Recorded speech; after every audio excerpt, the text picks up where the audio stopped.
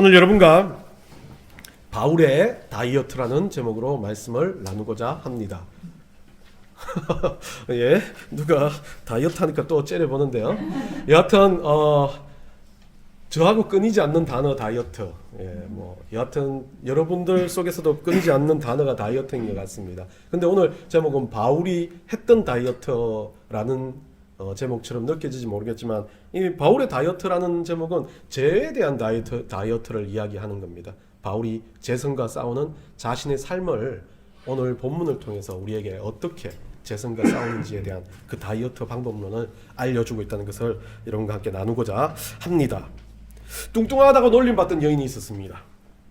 다이어트를 위해서 많은 다이어트 방법들을 찾아다니다가 획기적인 다이어트 방법이다 라고 해가지고 다이어트 방법을 찾았습니다.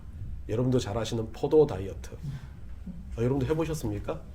예, 포도만 먹고 다이어트 하는 사람들이 있는 모양입니다. 포도 다이어트를 열심히 했습니다. 시작한 지 사흘째 이 여자는 정말 포도만 먹고 하다가 사흘째 의식을 잃고 쓰러졌습니다. 병원에 가서 이제 깨어나가지고 의사 선생님하고 이제 면담을 하는 중에 다이어트 하다가 자기가 좀 너무 많이 못 먹어서 쓰러진 것 같습니다. 그러니까 의사 선생님이 하는 말이 그렇습니다. 검사를 다 해보니까 못 먹어서 쓰러진 게 아니라 농약 중독입니다. 여러분들 잘 아시는 이야기인 것 같아요. 다이어트 하는 사람들은 언제나 무언가 하나로 한다, 막 좀 참는다, 안 먹는다 그런 것으로 다이어트를 합니다. 근데 별의별 다이어트가 다 있지만 여러분들 제가 예전에 한번 이건 이야기했을 거예요. 성경 안에 다이어트 방법론이 있다. 기억나십니까? 아무도 기억 못하는 것 같아요. 여하튼 누가 말했는지 모르겠지만 저도 성경을 찾다 읽다 보니까 그냥 재밌는 이야기에 성경 안에 다이어트의 핵심을 보여준 여인이 한 명 있었다. 그 여인의 이름은 마르다. 성씨는 강. 그래서 한국말로 깡마른 그 여인. 그래서 그 여인은 어떻게 했습니까? 마리아와 달리 마르다는 다이어트 할 체질이 되어 있잖아요. 바삐 움직입니다. 그리고 언제나 가만히 있지 않습니다. 그리고 언제나 머릿속에 계속해서 반복적으로 일들을 생각하며 삽니다. 일 중독에 걸린 그 여인은 자동 다이어트가 되었다라고 해서 마르다, 늘 말랐다 해서 마르다라고 이야기한답니다. 이런 이야기를 떠나서 오늘 이야기하고자 하는 핵심의 다이어트는 죄에 대한 문제입니다. 그 전에 제가 주보 앞쪽에 사진을 하나 얹어놨습니다. 늘 주보 앞 사진을 위해서 제가 아침에 한 30분씩 고민한다라고 이야기했지 않습니까? 오늘은 이 사진이 뭐겠습니까? 누가? 매화. 역시 매화. 이 벚꽃하고 매화하고 헷갈릴 수 있는데 이제 벚꽃은 이 색깔이 없어서 색깔을 일부러 하얀색 매화를 안 넣고 제가 이 자주 색깔, 분홍 색깔 매화를 넣었습니다. 매화하고 벚꽃을 차이는 여러분들 잘 아실 거예요. 예, 이름이 다릅니다. 예, 그리고 태생지가 다르죠. 원래 벚꽃은 일본 꽃이라고 그러는데 원래 사쿠라 해가지고 일본 꽃이라고 그러는데 우리나라에서 벚꽃이 유래가 됐다고 합니다. 근데 매화는 중국에서 유래가 됐습니다. 중국에서 들어온 꽃이죠. 그래서 우리가 과거 우리 조상들은 이 매화를 상당히 중요하게 생각했습니다. 사군자, 매난국죽 해가지고 매화는 중요한 꽃 중에 하나였습니다. 무엇을 상징했습니까? 이 선비들의 절개, 선비들의 이 군자적인 모습을 상징했던 게 매화입니다. 왜 매화가 그렇게 선비들의 절개와 그런 모습을 상징했겠습니까? 매화는 겨울이 끝나고 봄이 시작되는 것을 알리는 처음 꽃이기 때문에 그렇습니다. 새로운 시작을 말하는 거죠. 예전에 여러분들과 함께 설교를 했던 것을 반복하지는 않지만 아무도 기억 못하기 때문에 동백꽃에 대해서 제가 한번 제가 꽃을 좋아하지 않아요. 우리 와이프한테 꽃 한번 선물해 본 적이 기억이 거의 없어요. 근데 이 동백꽃은 겨울 동안 1월, 2월에 피기 때문에 겨울에 그 눈과 막 혹독한 비바람과 혹독한 추위를 이기는 인내에 대한 상징이 된다면 이 매화는 새로운 시작, 변화의 시작을 알리는 꽃이기 때문에 아마도 이 선비들이 무언가 자기 인생에 있어서 변화하고자 하는 욕구를 방출하기 위해서 이 매화를 좋아하지 않았나. 대나무는 곳곳한 절개를 이야기했지만 이 매화 같은 경우는 제가 보기에는 변화에 대한 상징을 하지 않았나 생각을 해봅니다. 우리는 그리스도인이라면 이 매화와 같은 그런 모습으로 우리 인생을 살아가야 한다는 것이기 때문에 저는 이 매화를 여러분과 함께 보자고 올려놓은 겁니다. 이번 주에 매화가 절정일 것 같죠. 예, 가서 구경들 하시면서 한번 생각해 보시기 바라요. 혹독한 겨울이 지나가고 봄을 여는 꽃. 우리 인생 가운데 아픔과 어려움과 힘든 고통의 터널을 지나고 정말 예수 그리스도와 함께 변화를 시작하는 상징의 꽃으로 생각해 보십시오. 아마도 여러분이 정말 힘들고 어렵고 유혹에 빠져있던 재성 가운데 살았다면 그 재성을 벗어던지고 변화를 일으킬 수 있는 모습이 이 매화의 이 만개한 모습이 아닌가 생각을 해봅니다. 그리스도인의 봄을 알리는 꽃, 그리스도인의 죄에서 벗어난 정말 은혜에 들어가는 그런 모습을 알리는 꽃으로 여러분들이 기억하시면 좋을 것 같습니다. 오늘 본문을 통해서 정말 죄가, 사도 바울이 말한 죄가 어떤 식으로 우리 가운데 들어오고 우리는 그 죄에 대해서 죄성 가운데서 벗어나기 위해서 얼마나 어떤 노력을 해야 되는지를 한번 나눠보고자 합니다. 저는 이것을 가지고 사도 바울의 다이어트, 그 똑같은 말로 영적 다이어트, 똑같은 말로 재성 다이어트라고 쓰고 싶습니다. 어떤 다이어트들은 다 요요 현상이 있습니다. 요요 현상은 뭐 작용과 반작용처럼 물리적인 법칙이에요. 본질로 돌아가려고 하는 겁니다. 여러분들 제 모습도 보면 알겠지만 작년 9월에 바짝 꼬랐었습니다. 깡 마르진 않죠, 저는. 그때 막 위경련이 와가지고 엄청 못 먹으니까 한 일주일 만에 쭉쭉 빠지더라고요. 여러분도 기억하실 겁니다. 제 해골 같은 모습. 근데 그런 모습 중에 있었던 저도 먹기 시작하고 똑같은 일을 반복하기 시작하면 또다시 돌아옵니다. 원래 제가 원하는, 제 몸이 원하는 수치까지 늘 다시 복구하려고 합니다. 죄도 마찬가지입니다.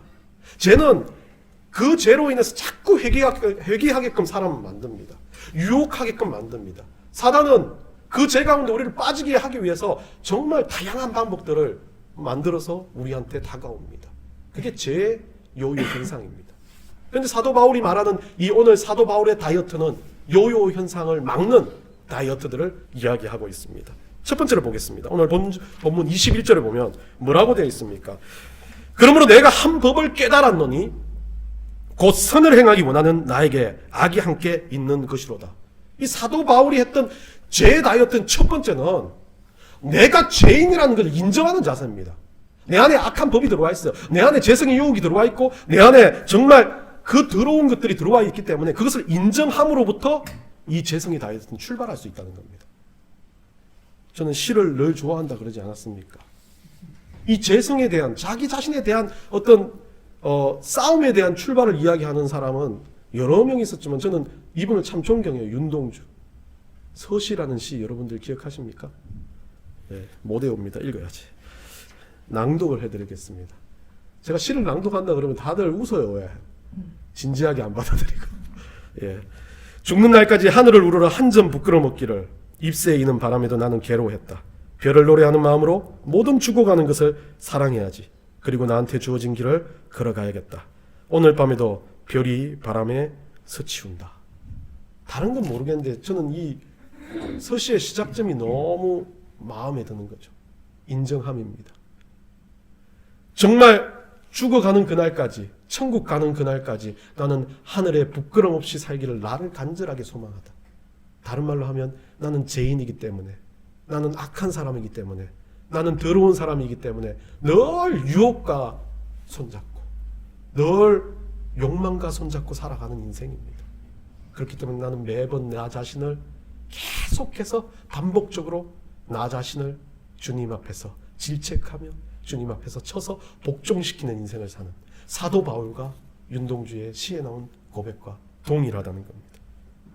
윤동주도 독실한 크리스찬이었고 자기 인생 가운데 이런 어려움과 아픔과 죄 가운데서 싸우려고 했던 자신을 발견하면서 뭘 했습니까? 인정하는 겁니다.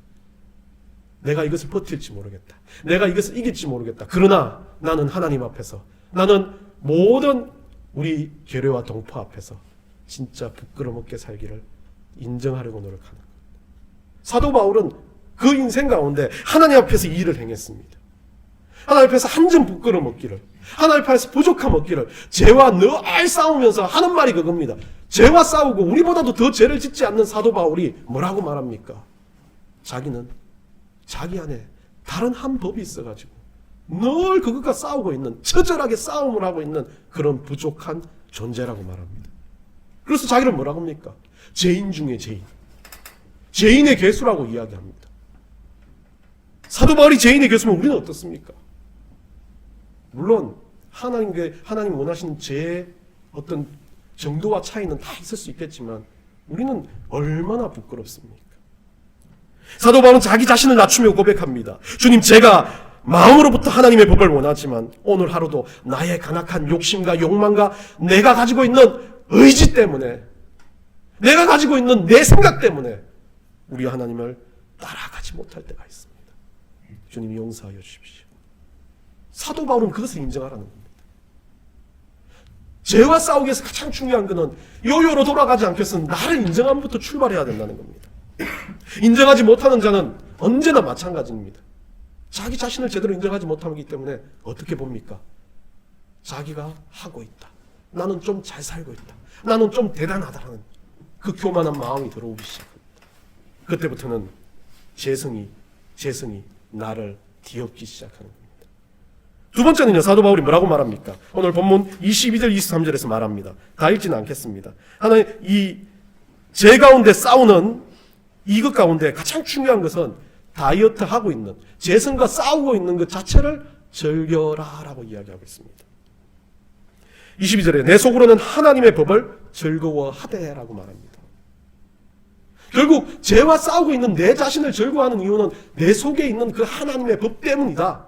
내 속에 있는 계시는 성령님 때문이다. 다른 말로 하면 내가 다이어트하고 있는 것이 아니라 자동으로 다이어트되고 있는 건 내 속에 누가 계시기 때문에요? 성령께서 계시기 때문에 그렇다라고 말합니다. 우리 인생은요, 언제나 우리가 한다고 생각합니다. 회개를 합니다. 내가 죄를 깨닫습니다. 아니요, 내가 하는 거 아닙니다. 내 속에 내주하시는 성령께서 내 죄를 깨닫게 하신다는 거죠. 그러면서 우리는 어떻게 합니까? 내가 그 죄를 감추고 싶을 때 우리 성령님은 어떻게 합니까? 구속으로 몰아세우는 거죠. 그래서 우리는 어떻게 기도합니까? 아까 우리 학생이 기도했지 않습니까? 충만하게 해달라. 우리 안에 성령 충만하게 해달라. 내 속에서 성령의 음성이 들리게 해달라. 내 속에서 성령 충만으로 인해서 이것이 죄인지, 이것이 내가 가지고 있는 의지인지, 아니면 이것이 내가 가지고 있는 교만인지를 깨닫게 해달라. 성령께서 내 안에 충만해짐으로 내가 잘못되고 있고, 내가 부족하고, 내가 안 되고 있는 모든 이유를 깨닫게 해주시는 것. 그게 바로 재성에 대한 다이어트의 두 번째 방법입니다. 내 안에 성령님의 의지하는 것, 내 안에 하나님의 법과 내 안에 계신 성령님과 함께 즐거워하는 것이라고 말하고 있습니다. 여러분, 많은 사람들이 오해하는 것들 중에 하나가 예수 믿으면 예수 믿음으로 내 안에 성령이 들어와 있는데 성령께서 와달라고 이야기하는 경우가 참 많아요. 그것은 잘못된 이야기는, 내가 예수 믿는다면 그건 성령 충만에 대한 이야기입니다. 성령께서 내 안에 임재하시는 건 내가 예수 믿음으로 벌써 와 계신 거예요. 내 안에 계신 성령님을 우리는 무시하고 살기 때문에 내 안에 계신 성령님을 어떻게 해요?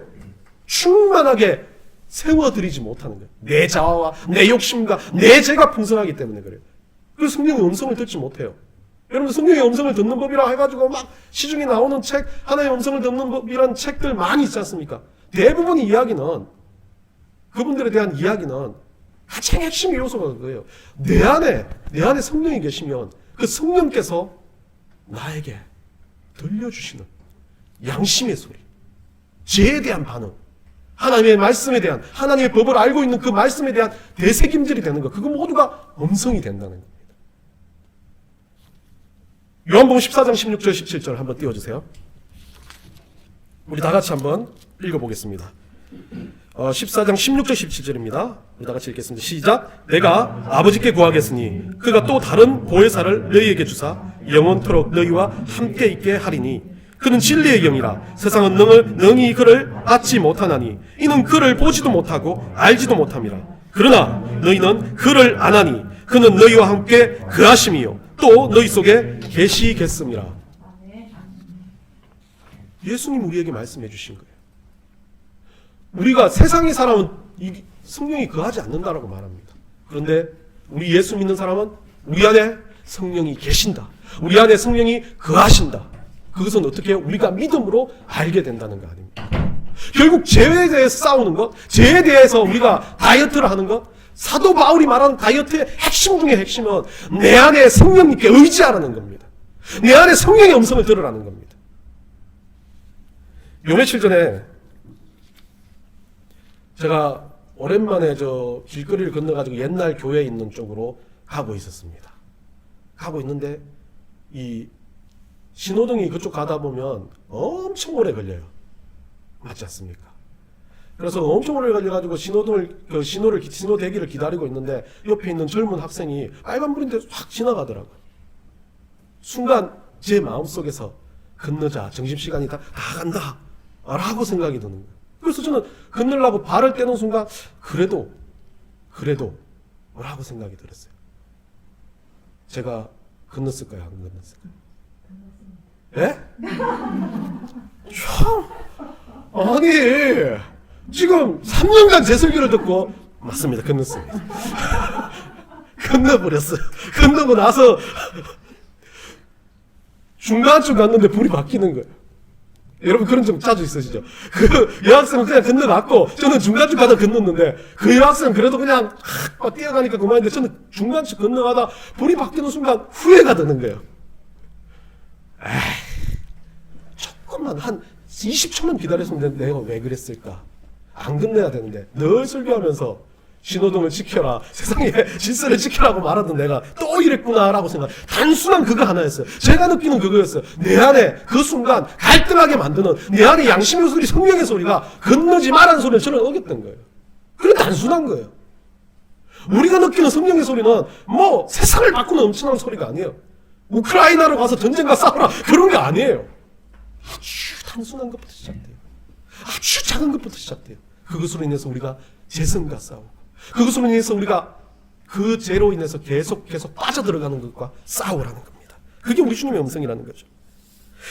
세 번째 봅니다. 세 번째는요, 뭐라고 되어 있습니까? 24절에 되어 있습니다. 24절에 보면 우리가 오호라 나는 곤고한 사람이라 사도 바울이 고백합니다. 이 사망의 몸에서 누가 나를 건져내라. 여러분들 이 구절 너무 좋아하지 않습니까? 막 사도 바울만 생각나면 이 구절이 그냥 생각이 나요. 너무 멋지고 너무 강렬한 구절입니다. 본인에 대해서. 오라 나는 진짜 악한 사람이다. 나는 진짜 힘들어서 견디지 못하는 사람이다. 이 사망의 몸에서, 이 아주 지독한 음부와 같은 곳에서 누가 나를 건져낼까? 이 고백은요, 사도 바울이 적었던 고백이지만 일종의 사도 바울의 체면과 같은, 사도 바울이 자신의 정체성에 대해서 아주 절실하게 고백하는 고백입니다. 결국 재성에 대한 다이어트의 또 중요한 핵심 중에 하나는 스스로가 자기 자신을 하나님 앞에 매일매일 드리는 고백이 있어야 된다는 거죠. 결국 다른 말로 하면 기도가 있어야 된다는 겁니다. 자신의 솔직함이 드러나는 기도, 자신의 더러운 죄악을 반복적으로 되새김질하는 그런 기도가 필요하다는 이야기를 하고 있습니다. 여러분, 모든 일에는 동기부여가 필요합니다. 어쩌면 우리 인생 가운데서도 정말 하나님 안에 살아가면서 계속 뜨겁게 영적으로 막 성령 충만하게 살아가는 사람이 없습니다. 그래서 우리는 어떻게 합니까? 기도할 때마다 성령 충만을 달라고, 정말 하나님 앞에 우리가 우리 죄를 고백하면서 회개함으로 막 눈물을 흘리며 우리가 뜨겁게 기도하는 이유는 다 재성과 싸우기 위해서, 하나님의 그리스도인으로 살아가기 위한 동기부여에 속한 겁니다. 다이어트 할 때 동기부여 가장 좋은 게 뭐겠습니까? 막 지금 빼고 막 몸에 좋아하는 사람이 막 이렇게 막 보여주고 막 근육을 막 보여주면 나도 저 사람과 같이 되고 싶다라고 생각해서 다이어트 하는 경우 참 많습니다. 그리고 막 다이어트를 안 해가지고 살이 찐 사람이 막 이상한 병에 걸리고 이런 걸 보여주면 나도 저 병으로부터 떠나고 싶어서 또 동기부여를 받습니다. 다양한 동기부여가 있습니다. 교회 안에도 마찬가지입니다. 성도가 있고 교회가 있고 하나님 백성들이 있고 그리스도인들이 있는 이유는, 공동체가 있는 이유, 넥스트가 있는 이유는 그겁니다. 동일하게 여러분들의 삶이 저에게도 간증거리가 되고 제가 살아가는 모든 삶이 여러분에게도 자극이 되고 영향력이 되는 것, 그게 바로 정말 주님 안에서 우리가 살아가는 동기부여들입니다. 그러면서 어떻게 됩니까? 우리는 그 동기부여를 세상 사람처럼 해야지라고 하지 않습니다. 주님 앞에 무릎 꿇고 결심하고 결단하고 기도함으로 그 일들을 진행하기 때문에 더 우리는 재성으로부터 떠날 수 있는 근거를 만들 수 있다는 겁니다. 여러분들 아침에 일어났을 때, 그리고 저녁에 주무시기 전에 정말 기도하는 습관들을 키우시며 하나님 앞에 정말 하루를 하나님과 동행하는 동기부여를 위해서라도 그렇게 하시기 원합니다. 여러분이 잘 모르실 거예요. 일주일 동안 뭐 아침에 누가 오고 갔는지 잘 모르실 거예요. 그래서 제가 지난주에 집안에 격리하는 사람도 있고 제 스스로 좀 힘들다 라고 생각해서 아침에 그래 아무도 안 오는데 뭐 굳이 가서 기도해? 그냥 집에서 기도하자 하고 아침에 첫날 화요일인가 기도를 했습니다. 너무 편한 거예요. 그래서 기도 딱 하고 끝나고 나서 그거 있지 않습니까? 여기 오면 다 챙겨 와가지고 가서 또 이제 하면 이제 못 자는데 한 30분 정도 기도하고 나서 바로 누워서 자는 거예요. 너무 편해서 그 다음날 아침에 벨이 울리는데도 고민이 돼요. 여기서 기도하고 그냥 끝낼까? 아니면 교회 가서 기도할까? 한 5분 정도 고민하다가 무릎을 꿇고 거기서 또 기도했습니다. 이게 웃긴 게 그렇게 2번 하고 나니까 습관이 되는 것 같아요. 그 다음날 아침에 또 고민이 돼요. 이게 그 고민할 정도면 일어나고 챙겨오면 되는데 벨이 울리기 전부터 깨어나가지고 가야 될까 안 가야 될까 고민을 하기 전 너무 저를 보면서 처량한 거예요. 그래서 벌떡 일어나서 교회를 왔어요. 그게 어쩌면 재성은 그런 것 같아요. 내가 확고하게 결단하고 주님 앞에 그것으로 안 가겠습니다라고 하는 거예요. 재성은 안일하게 만들어요. 재성은 거기에 안주하게 만들어요. 누가 보든 안 보든 하나님 보신다는 건데 그냥 내 스스로 재성 가운데 빠지기를 원해요. 내 스스로 그것에 안주하게 만들어요. 그런 것들은 우리가 한번 생각해 봐야 돼요. 그래서 교회에 왔습니다. 그래서 교회 와서 꾸벅꾸벅 졸던 어쨌든 더 마음이 편한 거예요. 우리가 하나님 앞에 모든 살아가는 인생이 마찬가지입니다. 우리가 결단했던 것은 단순하게 결단하지 말고 하나님 앞에 진심으로 그 일들을 결단했다면 그것을 반복적으로 퇴보하지 않게 돌아가지 않게 제 여유에 빠지지 않게 다시 결단하는 그런 은혜가 필요하다는 겁니다. 마지막입니다. 마지막에 25절입니다. 뭐라고 되어 있습니까? 우리 주 예수 그리스도로 말미암아 하나님께 감사하리로다. 사도 바울이요 좀 이상하게 막 제법으로 싸우고 있고 나는 공부한 사람이다 막 이렇게 해놓고 사도 바울은 참 천국과 지옥을 왔다 가게 글 쓰는 스타일인 것 같아요. 자기는 막 죄인이라 그래요. 막 아주 공부한 사람이라 그런 사람이 갑자기 또 뭐라 그럽니까? 우리 주 예수 그리스도로 말미암아 감사한답니다. 누가 보기엔 참 독특할지 모르겠지만 사도 바울은요 그만큼 표현하고 싶은 게 내가 천국과 지옥을 왔다 갔다 하면서 참 내가 죄와 싸우고 그렇게 더러운 자지만 내가 그런 인생 가운데서도 그런 공고한 인생 가운데서 그런 아픔의 인생 가운데서도 내가 정말 감사할 수 있는 이유 죄와 싸우고 죄한테 실패하고 또 다시 한번 죄 때문에 고민하고 눈물을 흘리고 결단을 하면서도 내가 감사한 이유 그 이유는 그 모든 것들을 이기게 하시는 힘이 우리 성령님이 뿐만 아니라 우리 예수 그리스도로 말미암는다는 거죠. 죄성에서 우리가 이기기 위해서 정말 성령님과 함께 동행한다면 우리가 예수 그리스도로 말미암아 이 모든 것들을 뭐 했다? 승리했다. 이겼다. 우리 예수 그리스도로 말미암아 내가 하나님의 자녀가 되어서 이것들을 모두 다 이겼다라고 이야기하는 거죠. 우리는 요요가 있을 수가 없어요. 벌써 그 재성과 싸워서 이긴 존재들입니다. 물론 또다시 죄에 이끌려서 돌아가지만 우리는 절대 그 죄에 빠져들지 않는 사람입니다. 이유는 승리하신 예수 그리스도가 우리의 주인이시기 때문에 그렇습니다. 죄인이 우린 살아가는 가장 큰 이유는 죄인으로서 우리가 살아가는 우리가 죄인입니다. 우리가 정말 악한 사람입니다. 우리가 더러운 존재입니다라고 하는 이유는 우리는 보혈로 인해서 그 모든 죄를 씻김을 받았기 때문에 그래요. 만약 우리가 죄가 해결되지 않는다면 우리는 악하다, 우리는 더럽다, 나는 공부하다라는 그 고백이 끝이 없습니다. 너 언제나 끝까지 죄인이며 끝까지 더러운 사람일 겁니다. 그런데 예수 그리스도로 보혈로 인해서 우리가 제사함을 얻었다는 그 권세 때문에 우리는 공고하고 힘들고 더러운 인생이라 할지라도 주님 안에 나아갈 수 있는 존재가 된 것입니다. 감사의 조건요. 인생 가운데 우리가 막 감사합니다를 말하는데 뭐 은혜 주셔서 감사합니다. 직장 주셔서 감사합니다. 돈 주셔서 감사합니다. 건강 주셔서 감사합니다. 감사합니다도 많은 이야기 조건을 이야기하는데 우리가 진짜 감사해야 될 것은 진짜 첫 번째 감사의 조건은 예수 그리스도라는 것을 사도 바울은 이야기해 주는 겁니다. 죄를 이기는 큰 일은 내가 기도 열심히 해가지고 하나님 막 그 기도 응답으로 나에게 막 대박을 주시고 건강을 주신 거 감사하기다 라고 고백하기 전에 내 인생 가운데 주인 되어주신 예수 그리스도로 인해 감사하는 위에 감사의 시작이 되어야 된다. 그게 감사의 시작으로 시작된다면 모든 죄로부터 정말 그 힘든 어려운 아픔부터 우리가 벗어날 수 있는 가장 큰 길을 만날 수 있다라고 말하는 겁니다. 여러분 일주일 어떻게 살아가시겠습니까? 죄에 빠져서 허우적대며 반복적으로 그것들 가운데서 헤어나오지 못하며 그렇게 살아가시겠습니까? 아니면 여러분들이 다시 한번 주님 앞에 서서 주님 앞에서 정말 여러분들의 죄성을 고백하고 더러움을 고백하면서 거기 안에서 성령님과 동행하며 단단하게 강렬하게 그 죄를 향해서 떠나가라고 외치며 그 떠나가는 이름 가운데 우리 주 예수 그리스도의 이름으로 명한다라고 말씀하시는 여러분들이 되시겠습니까? 일주일 살아가는 여러분 삶 가운데 그런 모든 죄로부터 이기는, 벗어나는 것보다 이겨내는 그 죄로부터 정말 하나님의 은혜를 보여주고 영광을 보여주는 삶이 되시기를 간절히 축원합니다.